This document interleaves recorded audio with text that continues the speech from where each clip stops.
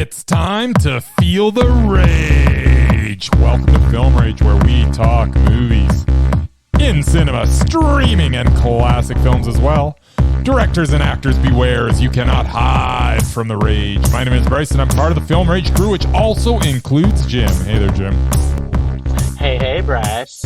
And is Murray here today? Murray's working. He's always working. Yeah. No rest for the wicked. Fair enough. So no Murray. I'm very disappointed. No. I'm sad. I miss the merman. I mean, I'll get over it, but I'm disappointed. Yeah, it's a sad, sad day. All right. So with the introductions out of the way, let's rage on! All right.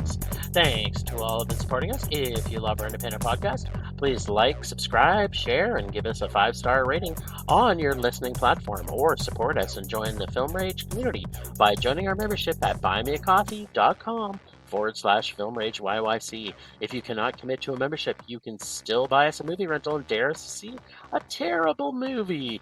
And you know what? We'll watch it. Now, let's get to raging. But first, here's a word from our sponsor. Hey Bryce, what are you doing tonight? I'm going to my favorite cinema, Canyon Meadows Cinema, to see the best second-run movies at the best price. What? How inexpensive are they? Regular price is $5, $5. Regular price is $5. Makes me hope they also serve pizza. They do, plus a lot of other great food choices. Plus, I'm planning my office Christmas party there. They can host a plethora of options for any get-together. Gaming, movie, drag show. Drag show? Now I know where I'm planning my next party. Hey, maybe you think there's a Liam Neeson or a superhero movie planned? I hope not. But maybe there'll be a great independent documentary. Sure. Call CMC at 403-670-5444 to book a special event, or go online at canyonmeadowscinema.ca.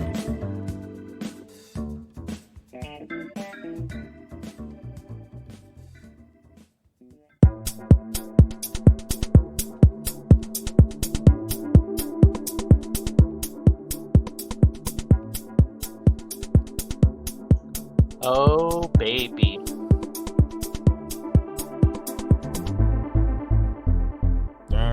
We saw some stuff in cinemas. We did. Yeah. Not together. Good stuff. No, we didn't. By ourselves. By ourselves. Maybe for birthdays, maybe for other things. Who knows? Maybe for anniversaries. Who knows? Yes. All right. One thing that we saw was a movie called The Menu. Yes. The Menu. So The Menu, directed by Mark Mylod and starring Ralph Fiennes, Anya Taylor-Joy, and Nicholas Hoult, has a delicious appetizer and a delectable main course. It is a story of class warfare as it plays out in a multi-course meal. The performances are great from both the mentioned leads, as well as the supporting cast, with a John Leguizamo sighting as well. And Hong Chow as Elsa, who always brings her A-game. And who even knew Judith Light was still alive? And she ends up having a very poignant, subtle moment at the end that was kind of brilliant. Watch for it. The film pulls no punches as it skewers the pretentious guests that have come to the Hawthorne for some fine cuisine. Ralph Fiennes as Chef Slowick is his usual mesmerizing self, and every time he clapped, he not only had the undivided attention of the patrons, but he had mine as well. I hung on every word, every facial expression, and every movement while he was on the screen. There is a moment towards the last third of the film that you can either choose to embrace or choose to roll your eyes at, and from there, it will decide how much you will enjoy the rest of the film. Chef Slowick mentions to the guests that they could have tried to escape at any time, and questions why they think that they had not, and instead chose to stay and experience the entire menu.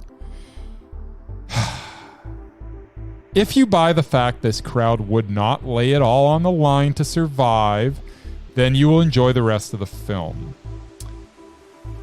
If you do not, you may not find the rest very plausible. I chose to believe and go for the ride, and hence supremely enjoyed this film. And while flawed in spots, its overall impression was very satisfying. The menu was a mouth-watering offering that had all the ingredients that I craved. And while it is not the perfect meal, it is delicious enough to call it Mondo. Oh, baby. You had me going there all the way through. I was like, what's going to happen here? This is so much suspense. Yeah. Right? It was, I didn't tip my hand. I could have gone a number of different ways. You could. And actually, as I was watching this movie, I was actually thinking all the way through it about you. Yeah. So, like only a refined palate can deliver, the menu is a slow-burning, tasty menu for anyone with a foodie heart. The humor is dark and subtle and comes back on you many times through the courses, so make sure to bring your Pepto-Bismol to fight the acidity humor reflux. The characters are so well designed and obnoxiously over the top and satisfying, just like every course that was delivered brought more tension and surprises to this film. The amount of detail in the setup of this movie was all deliberate and with purpose. The best part was, at the beginning, the most annoying character, who's annoying right from the very beginning, played by Nicholas Hoult, who plays Tyler. From the very first 5 minutes, both Murray and I were like, oh my god, he's so fucking annoying. I hope he dies first. Spoiler, he doesn't. No. But suffice to say, he might hang around for a while. Huh? Yeah. Clever. So Ralph Fiennes and Anna Taylor-Joy were absolutely fantastic. The suspense was so well done, even though you know what's coming all the way through this film. But the film draws you into the culinary adventure, even if you aren't a douchebag food snob like me. But I think it helped me out because maybe what made it so funny for me was I have actually eaten at these kind of meals before. And yet, by the end, the cheeseburger really is all that I wanted. This film was dark, funny, well-plated, delicious, and of course it was Mondo. Even though this film was a little bit long, by the end, it still left me wanting s'more. Ah, I see what you did there. Yeah, and Some actually for our more. listeners, that's right, wanted some more. And actually, the funny thing about this too was Murray also found this Mondo. Wow. Yeah. You know what that means. Yeah, I know what it means. Mondo! Mondo! Mondo! Yeah, Nicholas Holt's character in this, man. Oh, you just want to punch him. I know, but there were so many parts in this movie watching him. I'm just like, holy cow. There's a part in the movie where the men are supposed to go run. I forget what the name of the course was, but the men are supposed to go and run away. And he runs around the corner to see what the courses the women are going to be eating. And I'm just like, what? God. I couldn't stop laughing every time he was on the screen. Actually, there was so much joy in this movie. Yeah, there was a lot. And the way it all played out was pretty clever, and I do like everything at the very end made sense, but there was some stuff in the middle that you had to make a choice to go along for the ride, because come on, if you're in that situation, I don't think you're just sitting there. I don't. Well, so I understand. I'm going to 100% agree with you, by the way, that you could, to your point, is about 1/3 left in the film, where you could kind of say, well, no, except they did kind of show later on. Like, it took them a while to realize fully what was happening, but by the time they were realizing it, there was enough giant chefs that they were intimidated by, because they kind of had tried to do a bit of a mutiny earlier, and it didn't really go as well. Yeah, but it was weak. But these are all, I mean, I know who they are, and I know. And that's why I went along with it, and that's why I loved it. Yeah, but yeah, this is a fun movie. You know, it's funny because seeing this in like close proximity to Triangle of Sadness, it's like this whole wave of films about the snobbery of people.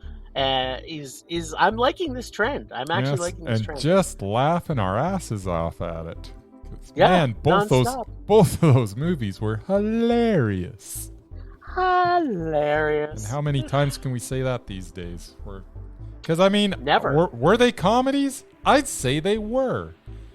Done right. They were comedy. It's funny, and you know, we do consider ourselves, you know, snobby douchebag film critics, and it's really making fun of, you know, our friends with money who may be snobby douchebag wealthy people, you know, which we aren't. No. No, we're not. Maybe that's why we can find so much humor in it. Yes. All right. So we also saw a movie called She Said. She Said? She said it. She said. She said it. All right. She said. Didn't we see a movie called She Said? Yeah. Well, I did. Oh, okay, good. Okay, good. So yeah, so did I. It just seems like, let's talk about it. Something else? Did I get it right? Is it She Said? She said? Yeah, it was. Yeah, she said. She said. This this film is the epitome of detail. But in addition to detail, the story this tells is one of hope for the rights of women and all people oppressed and subjugated by the evils of the machines, intent on undervaluing people as humans. Ultimately, this story proves how quickly we forget history. And I found it surprising how this starts with another famous sexual harassment case of Donald Trump, which quickly gets kind of passed over. And the very reporter to deal with his story takes on Weinstein as well, with a group of journalists, but mostly the work of two, Megan Tuedji. I can't get it right. I thought it was just and Chewy, and Jodie Cantor. The acting by these two leads are emotion-led as well, and very well done by Carey Mulligan and Zoe Kazan, respectfully. As much of this is a biopic, this story has a much bigger message that I feel. And that is one of showing how much work and effort investigative journalists do to get these important stories. I feel this story is trying to show us that the news that is brought to us in these stories may not happen anymore. And as news agencies fail and are falling from left to right, and we are replaced by quote unquote daily news, which don't take the same level of investigative effort as a story like this one does. As much as the story of Weinstein is and was important, but to me, the story of the future of journalism is the bigger and maybe most important story here. I had mixed feelings as I watched this film, as it is quite long and detailed, and as mentioned, but you know, the more I sat with this film and digested it, when I came out of the film, I didn't love it as much. But the more I got to thinking about what the ultimate message here is that we need to continue to support investigative journalism. And so for me, this touched me way more than the maybe message of the Weinstein, although that's important and I think it needs to be told.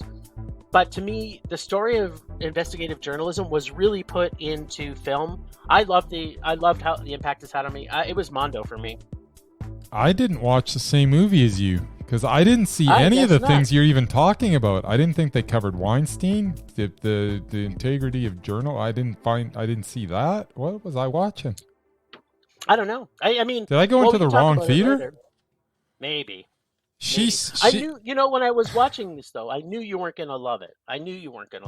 So She Said is a bit of a strange film. The performances are good with Zoe Kazan and Carey Mulligan and Patricia Clarkson and Andre Braugher, who was great. And the absolutely beyond mesmerizing Samantha Morton, who is on screen for maybe 3 minutes and is the best thing in the movie. As Zelda, I can't remember her name, but anyways. But the strange thing about this film for me is it seemed to be more about the New York Times trying to beat out the New Yorker for a story and less about the victims of a monster. It is trying to match the intensity of, say, an All the President's Men or Spotlight, but doesn't come even close to the intensity of those films. Watching these ladies drinking coffee, rushing from one meeting to another, and watching people crowded around a computer screen, proofreading their story, is not exactly compelling cinema. The whole project feels a little rushed to me, as if the reporters in the story are kind of like the filmmakers making this, trying to be the first to the cinema with their account of what happened. I also found it uneven, having some principals playing themselves. It was just sort of awkward having Ashley Judd playing Ashley Judd. This was an important film to make, and I just wish it was more about the important things in the story and less about beating a rival publication to the scoop. Still, the Samantha Morton scene was worth the price of admission, so She Said was meh. All right. Like we watched two different films. Well, you and my wife watched the same film. I watched it from a completely different lens. I follow the news quite closely, and the evolution of news now is not good, in my opinion. And everything that you're saying about it, I would agree with you on. So for me, this was really hard for me to judge this film, because I 100% agree with you that the story that they were telling, specifically about the Weinstein case,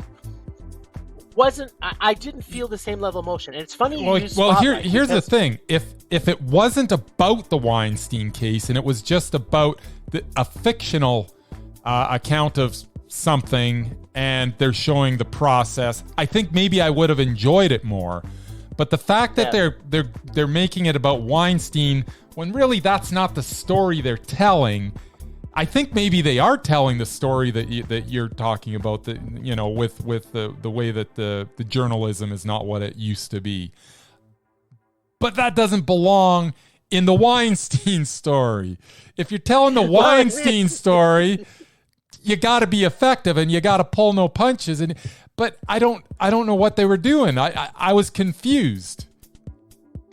Yeah, I mean, again, I kind of agree with you on that sense. But to me, I like that type of direction, though, where they were like, it was so quick and fast and they put so much content into it. So it was crammed. It was crammed with content. They went from one scene to another scene to another scene. I mean, there were scenes where they would show where she was just walking somewhere and then they would edit to another scene. And so it was very choppy, but I like that.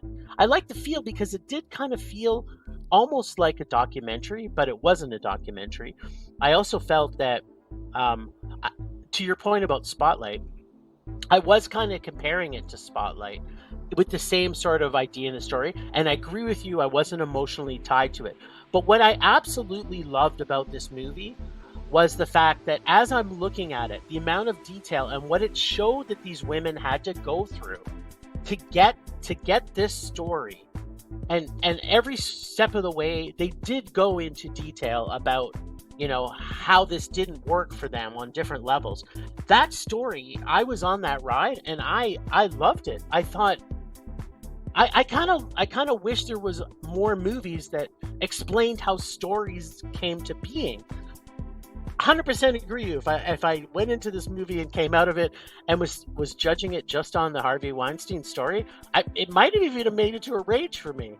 But because I walked out of this movie and I instantly thought to myself, you know what? We're fucking losing investigative journalism. We are absolutely losing that now. And this movie is about these two very important women in investigative journalism who are doing what they still need to do, and I hope they're still working today. So, I maybe I agree the movie was mad, but for me, the story about those women and the telling of investigative journalism was a momentum for me. Well, here's what I took out of it: Zoe Kazan sharing the screen with Samantha Morton is ridiculous because Samantha Morton just blew her out of the water. It was crazy that I didn't think the performances were that good because she is just okay, and I'm not sure. I mean, Carey Mulligan's fine, but I wasn't impressed with Zoe Kazan like you were. She was not good. I mean, you put her on the screen with Samantha Morton in that restaurant or whatever it was, and it's just you've got one unbelievable actress and then you've got somebody that's got a job as an actor that I don't know that she even deserves to be there. She should not be sharing the screen with Samantha Morton. That's just wrong. But most people shouldn't, so it's not really fair to anybody, let's face it. I suppose. I'll give you that. All right, sir. So. Guillermo, I can't even say his name, Guillermo del Toro's Pinocchio. Yes. You watched it? Yes. As did I. So. I imagine you did. Guillermo del Toro brings us his vision of Pinocchio. It is the Pinocchio I have been waiting for, but just didn't know it. It is dark and sentimental and brutal and inspiring, and above all else, the best adaptation of Carlo Collodi's character that I have ever seen. It is a beautiful film that had me in perpetual awe for its duration. The voice actors were fantastic, with the likes of Tilda Swinton, Christoph Waltz, John Turturro, Tim Blake Nelson, Kate Blanchett, Ron Perlman, and Ewan McGregor, all lending their talents to the project. Visually, it is stunning and reaches out of the screen and pulls you into the imagination of Del Toro. It is a film that has some simple, universal lessons to teach. Be a good person, help those who are in need, put others' needs before your own, and it also has an arching lesson about death and sacrifice. This is a wonderful film that everyone should watch, although it may be a little heavy for younger viewers. And if you do watch it with your children, be prepared for a very serious conversation after the film ends, as I'm sure they will have some hard questions for you to answer. I absolutely love this film, from the animation, to the voice actors, to the message, to the fact that as I watched it, I felt as though I was witnessing something special. I don't get that feeling that often these days. This film was a triumph. This film was Mondo. Yeah, I almost wanted to say ditto to what you said. I think that this movie is the Pinocchio that should have come before we've seen any other Pinocchio. My biggest problem in actually not even wanting to go see this movie, but I was going to see it because it's Guillermo del Toro. And I still believe he's Undoubted, is he not? I'm pretty sure he is, yeah. So, I mean, when he puts his name onto a film, it's going to have a level of not just of beauty and perfection, but it'll also have characters that are so well developed. Like, of all the directors working today, I think no one else can tell character stories to the same level that Guillermo del Toro can tell. I mean, we know that there's some Japanese and Korean directors that get characters, but as far as people working that making English-speaking films, I don't think there's somebody on the planet that does it better than Guillermo del Toro. And this Pinocchio, I mean, every other Pinocchio I've actually seen is terrible. It's like Yes. I've never liked the story as a kid. I never liked it when they remade it. I didn't like the Tom Hanks version. It was also awful. Like, it was just, we've had so much fucking Pinocchio come out lately that I didn't want to see this. And this is what makes me the most upset. Like, because he's been working on this for like 10 years, or if not more. And to think that if he would have released this sometime before Disney Plus came out, or before all these other people started putting it out, or even before Disney even made the original Pinocchio, but I know that's not possible. Go back in time. Go back in time. Guillermo del Toro builds a time machine. She goes back and we see the original Pinocchio. I'm going to 100% disagree with you, though, that this is a kid's story. It is very weighted so that it is a family can watch this and they come out of it and we'll have hopefully discussions about certain things. But this is a kid's Just be story. prepared for those conversations. Like, that's all I'm saying is I think everybody should watch this, including kids. But there will be a conversation after that needs to be had with them. Oh, I mean, these are the movies that we should be having our kids watch. Absolutely. If you think of, all of the fairy tales and Grimm's tales from our childhood that we had our parents read to us, that's how we got introduced. And those stories are fucking twisted, warped, and crazy. We didn't have, like a happy ladybug or things like that. Like, these stories were gruesome. I mean, even the nursery rhymes were saying, "Ring around the rosy, a pocket full of posy." It's like we're singing about the Black Death. Like, this is what we grew up in. No wonder we're so fucking warped. But this movie has a level of, and the humor in it is just so. There's a scene in the movie, and I went and saw this with my wife as well.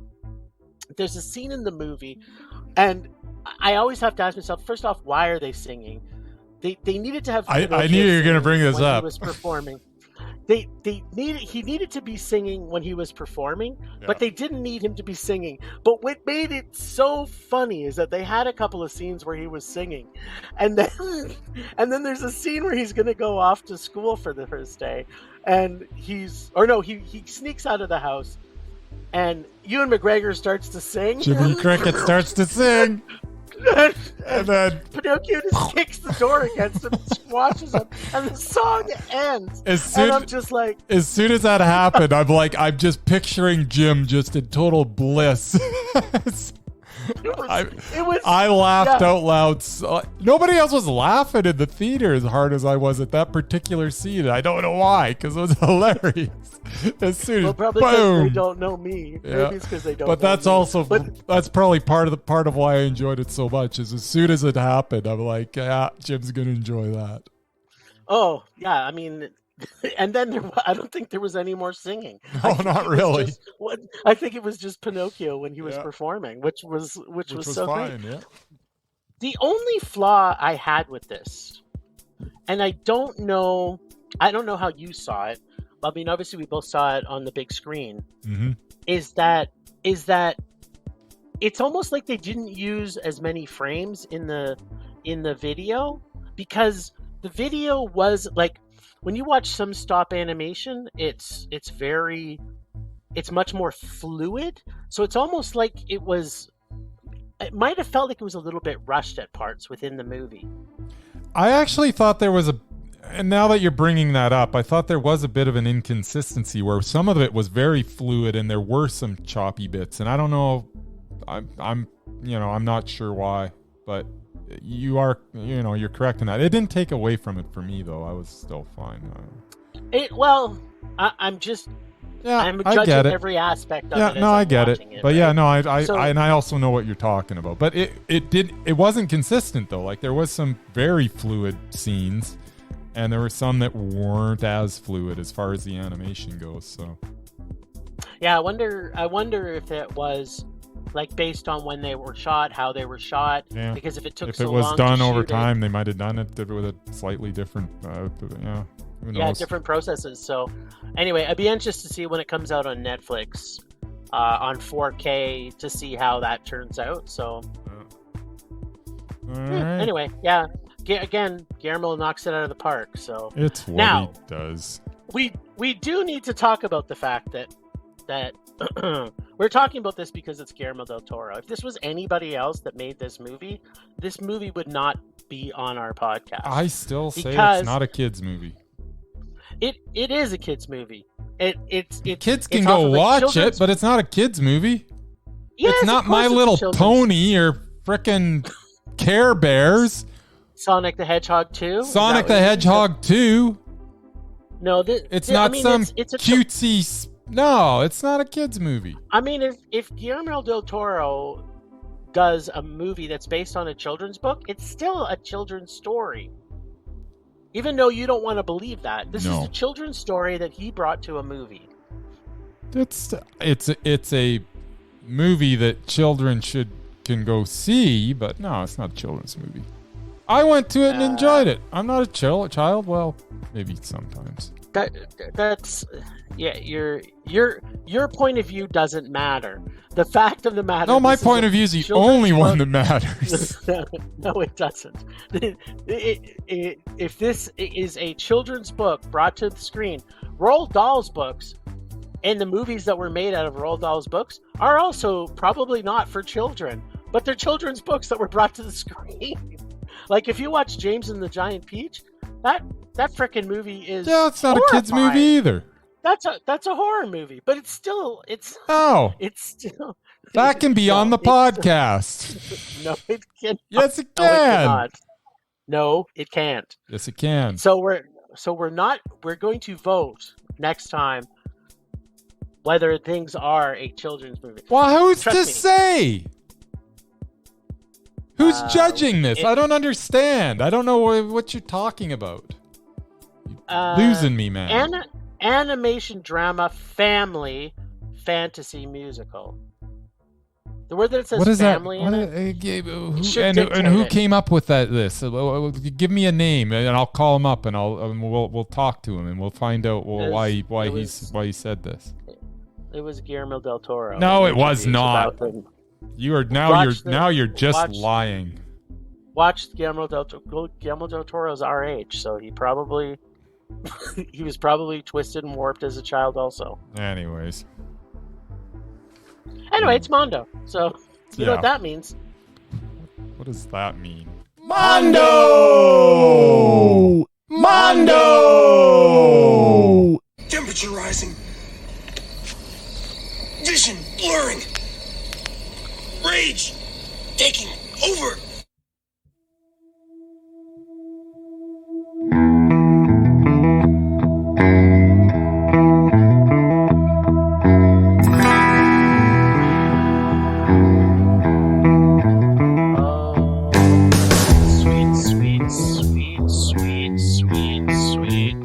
Sweet rage. Oh, you know, my rage this week is the lamest rage I've ever had in the history of film rage. Because I have been without you for longer than 2 weeks at a time, but seeing these films that we saw this week, these are all movies that we should have seen together. Because I wouldn't have had it. Well, I mean, I did have fun with my wife at the movies, and I did have fun with Murray at the movie, so that's okay. But these three movies in particular are ones we should have seen together. So my rage this week is that I didn't get to see you for this week. That's my rage.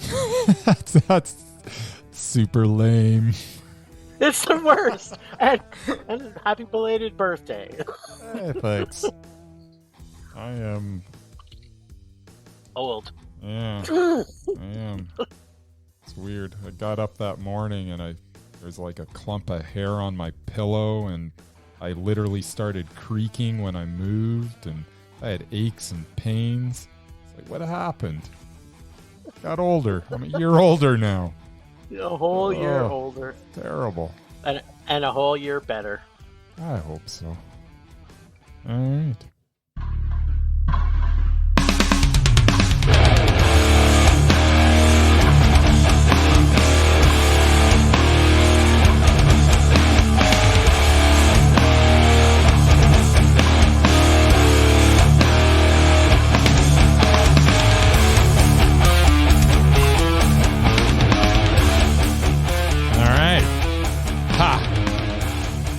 My rage is also super lame.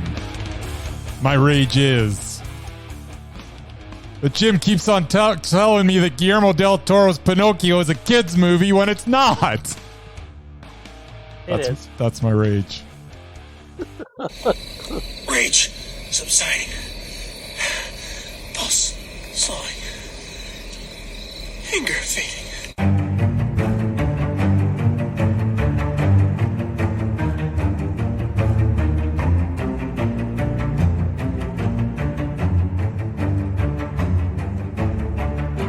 Now, did you hate this as much the second time around? What's that? Constantine. Oh. Yes. All right. Nice. It was bad. I still love this movie. I love don't know every single why. thing about it. It's not, it is not a good movie. It is and I am so good. sad that that we had a Mesmerized off in this movie, because man.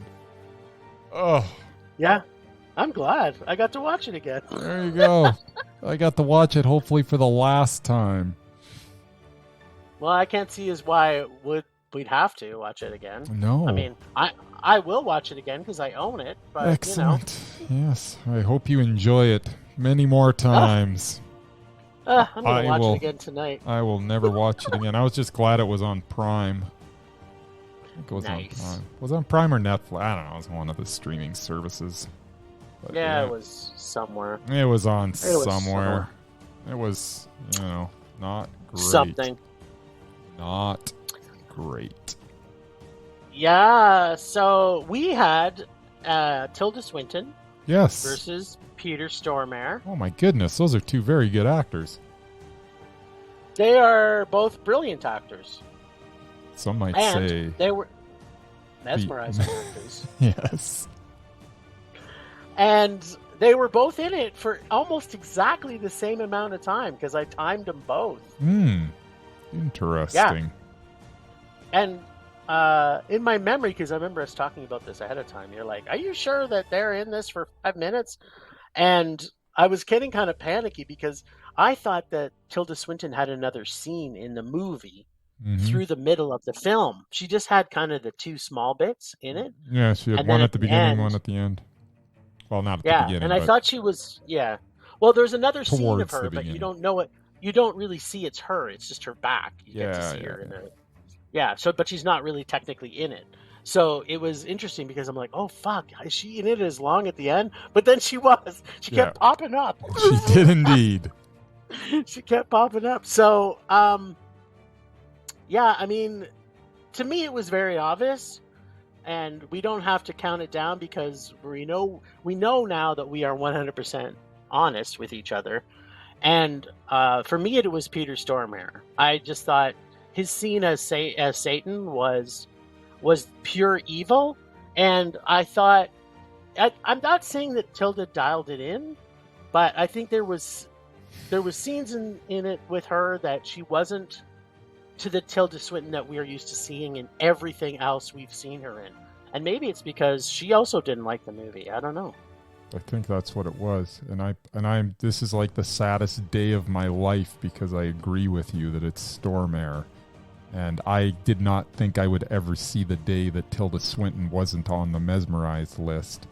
And, I would agree with you. And I'm a little pissed about it. You were hoping and praying that I wasn't in it and I for got to 5 be minutes. honest. I mean, I was sitting there going, okay, I don't care. I'm taking Tilda Swinton. I don't care, but I can't do that. It's not fair to Peter Stormare. He was more mesmerizing, and that's not making me happy. Well, and I'm sure Peter Stormare is happy to know that you have chosen him over her. Yes, I have, and I'll have to live with it for the rest of my life. Well, you know what? Tilda Swinton still may have a chance to get on Undoubted someday. Yeah. Why don't we talk about that? Let's find out where she's at. Yeah. What do you think? Yeah, Will that okay. cheer you up? Maybe. I do like to talk about Tilda Swinton. Yeah, 'Cause I know she's you the do. Best. Okay, so But there's she's one been in film all I'm the kinda Marvel concerned. movies is the problem. Yeah, but she was in Marvel movies that We're okay. Yeah, Doctor that were Strange good, yeah. and yeah. As long as yeah. they weren't back to back. Okay, so Pinocchio doesn't count because she was a voice actor. Yes. The Eternal Daughter, I haven't seen, I have not seen it either. but now I want to see it. I So don't know what it, I don't even when know are- what it is. when are we gonna get? When are we gonna get to see this? I don't know. Is And it she's in the lead in this. In this ghost story. Oh no. has it come out yet? I don't know. It's showing. It's got ratings. All right. It's 6.7 on IMDb. So see if we can find it. Maybe we'll watch it this weekend. So I'm sure she's gonna be. Well, she's gonna be great, but the movie might not be. But it just has to get to mad because the movie before it was 3 Years of Longing, which was a Mondo. Mondo. She was in Memoria, which for you was a Mondo. For me, it was a meh. It was a super from- duper Mondo. It was fantastic. It's his movie of the. Oh, I could watch it And on a you- loop. And you have to be happy because Murray walked out of the movie. He was hating it, but because he didn't watch the whole movie, he can't give it a rage. Good. So that saves for that one. The French Dispatch was a Mondo. Yep. Last First Men, she wasn't in it. She was just a voice. She's just a voice, but it was a super Mondo.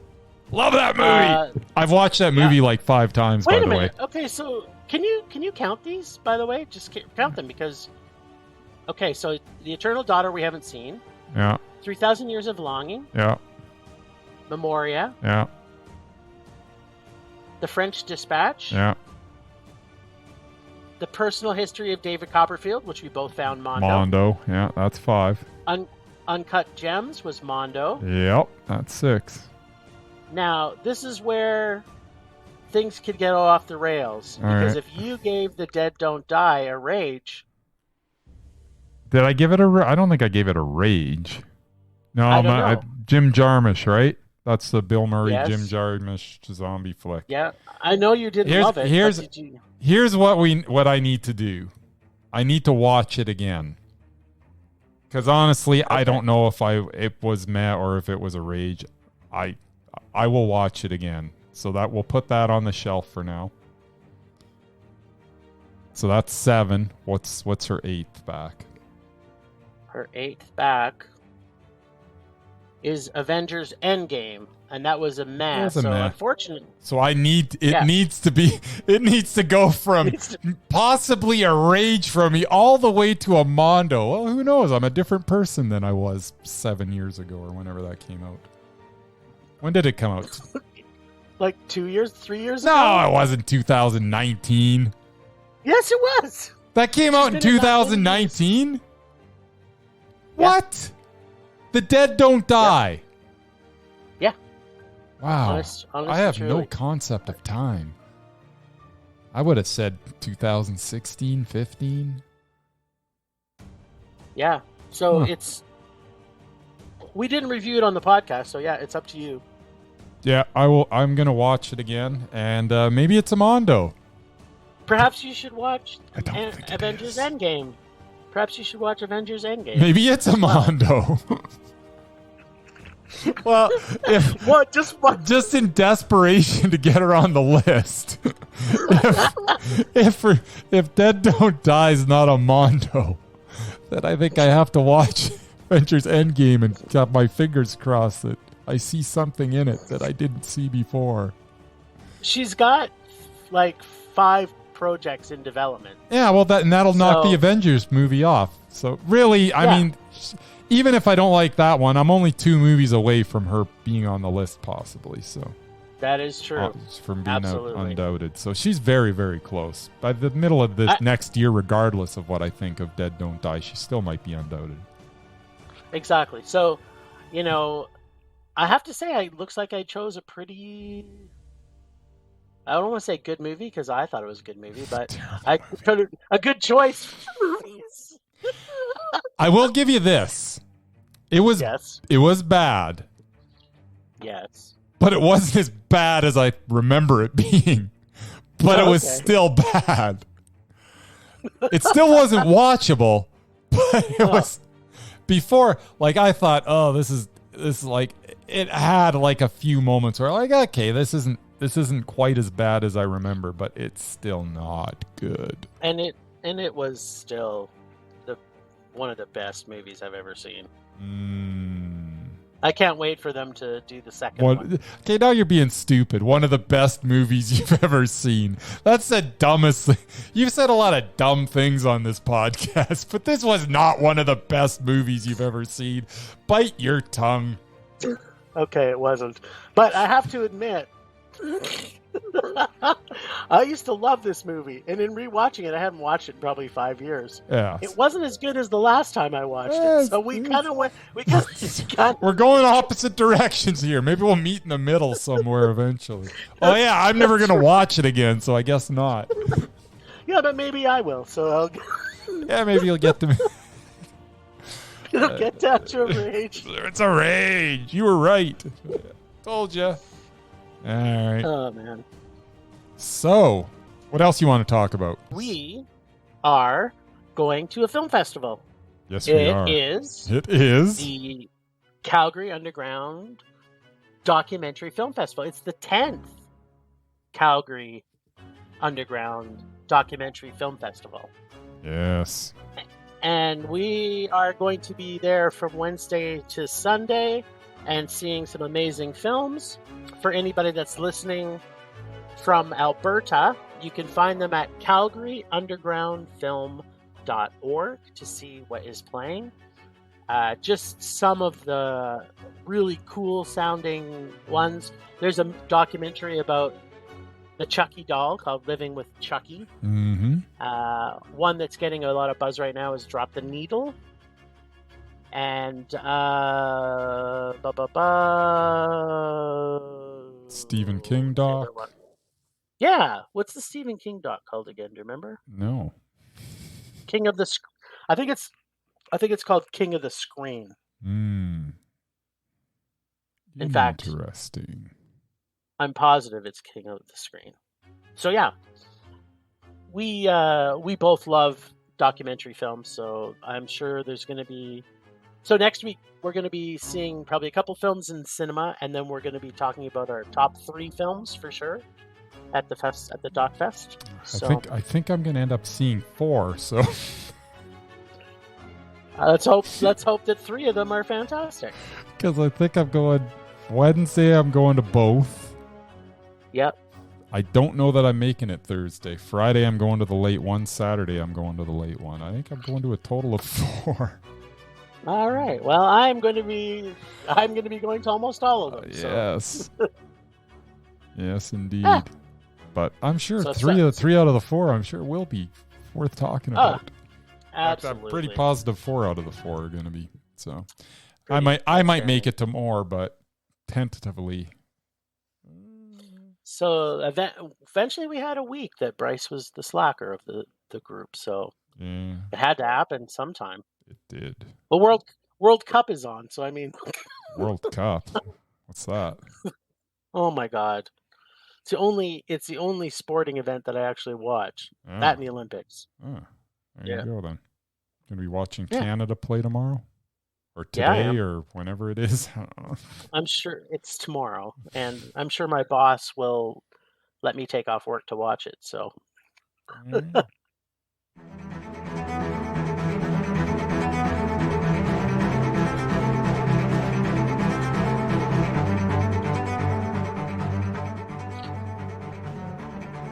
Last week on Rage or Dare, Jim and Bryce felt the full might of Casey the Great and Powerful when they dove into the deep end of the pool of the torturous remake Bag of Rage. When they picked the remake of the TV show Bewitched.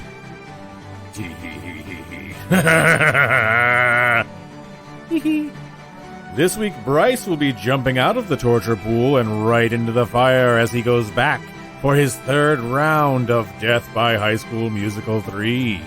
Now let's check in with the boys to see if this TV show movie remake will bewitch them with bliss, or will they, as I expect, be raged?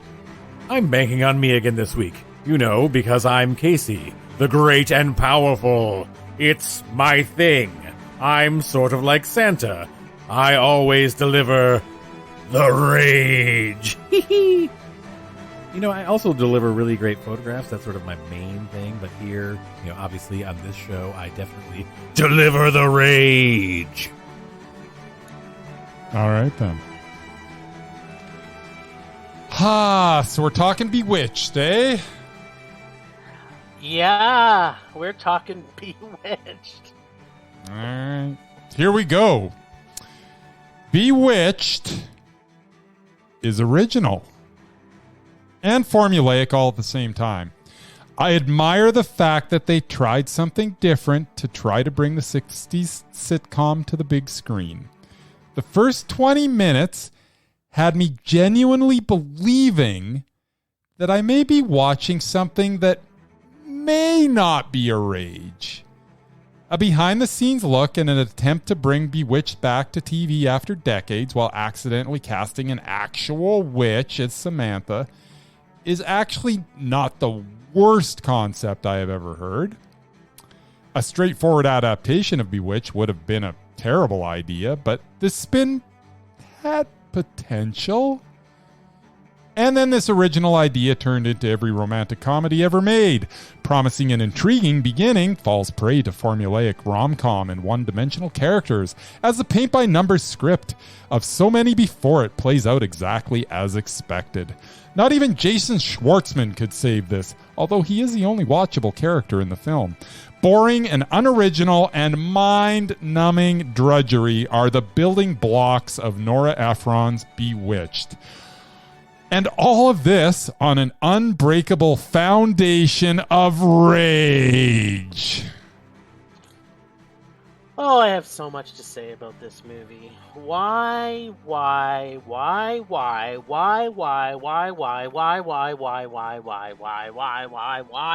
was this made? This had motherfucking, as you mentioned, Jason Schwartzman in this. You know, Wes Anderson's Jason Schwartzman. Yeah, can you believe it? He was in this?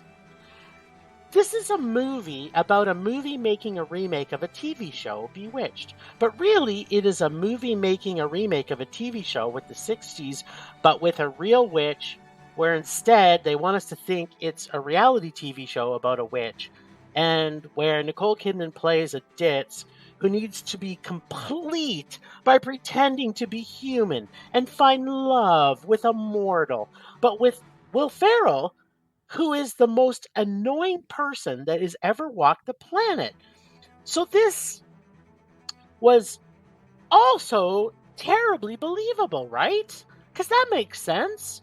It totally makes sense that someone who is a ditzy, needy character that's one-dimensional would fall in love with someone who's the most annoying person that's ever walked the planet. Kinda. It completely made sense. A little bit.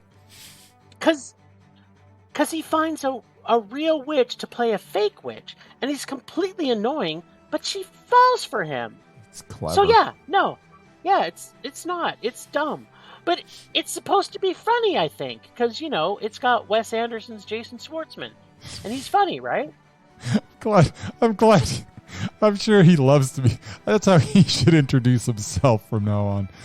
If he goes on like the Tonight Show or something, it's Wes Anderson's Jason Schwartzman. Absolutely. That's where everybody knows. Like, let's face it. Every movie, every Wes Anderson film he's in, he was discovered by Wes Anderson in Rushmore. Yes. I mean, I didn't see him before that. What are you wearing? They're OR scrubs. Oh, are they? Yes. So, no, not even Jason Schwartzman. Oh, sorry, Wes Anderson's Jason Schwartzman could save this movie. And if she said it once, she said it 1,000 times. I'm not going to use my magic again. And then she uses her magic again. I thought I was going to go on Amazon. No, let me think this over. As I'm watching this, I wanted to go on Amazon and buy a Harry Potter replica magic wand, wait for next day delivery, but make sure I gift wrapped it to myself as a gift to extend the pleasure of opening it.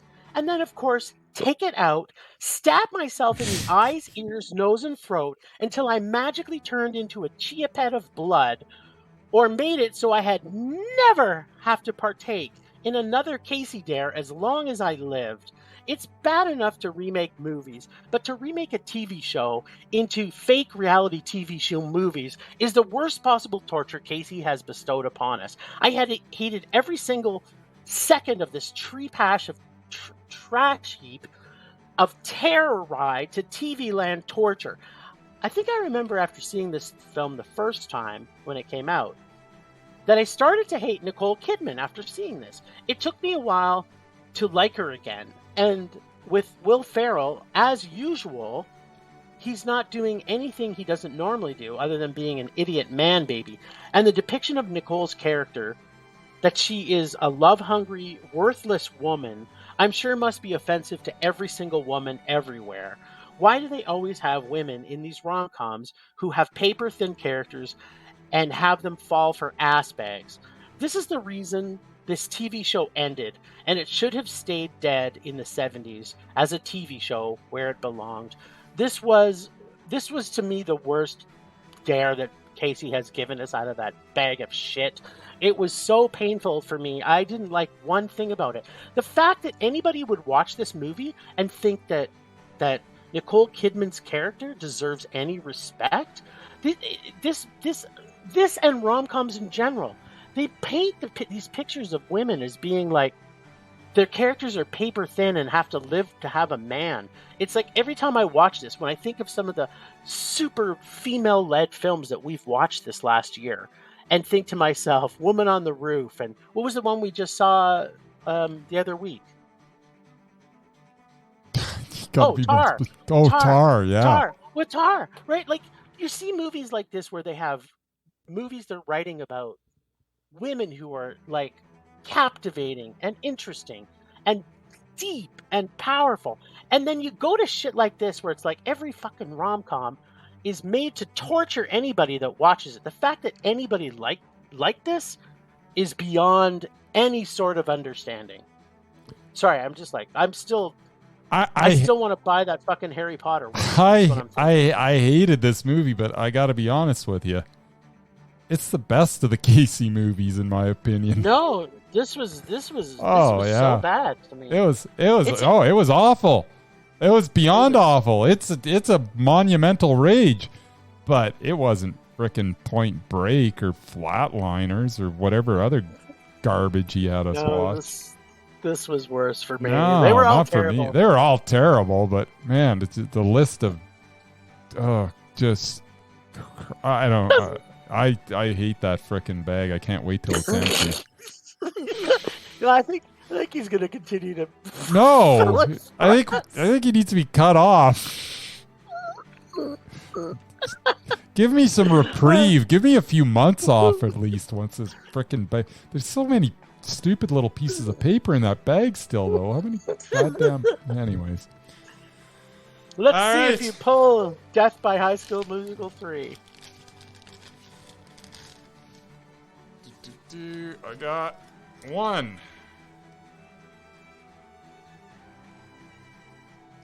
All right. Everybody wants to turn the other way around.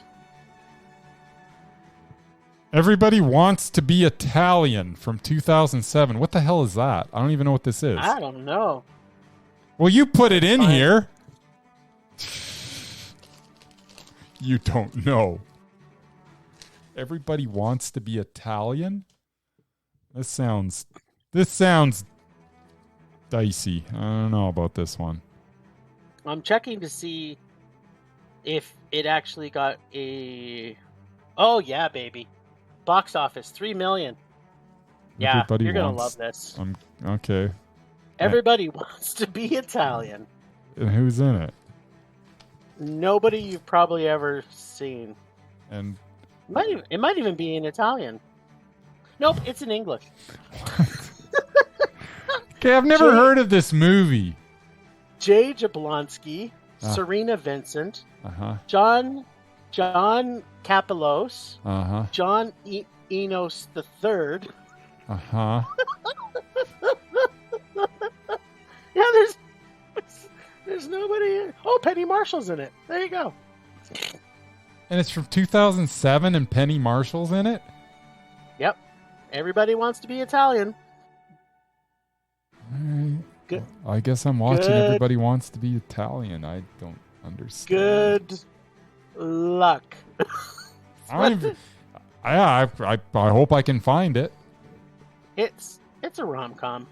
Uh-huh. Uh-huh. Uh-huh. All right. Well, guess I'm watching Everybody Wants to Be Italian, which I've never heard of in my life, but that's I probably sure good. hope you can find it. I do as well. And we're still looking for that dare that we got from our friends at Cinema Recall, so be ready for that when we can find it on Yeah, I can probably maybe get my hands on it if we need to. We'll watch it around Christmas to give ourselves a extra Christmas present. There you go. We'll get a week off from Casey. Just watch that. I could use a week off from Casey. Damn you, Casey. Damn you. Nice. All to hell. Oh, baby. Thanks, Ragers, for listening.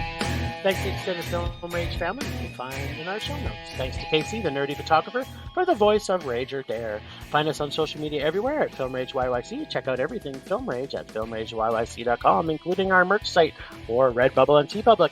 And Black Friday savings are going on now. We are always wanting to make this a raging blast for all listeners, so please comment, like, and subscribe, or even send us an email to filmragecalgary@gmail.com. Dare us to see terrible movies to fuel our rage, but no matter what you do, please make us a rage. Please, please, please, make us rage. That's it for this week. Rage on. Rage on.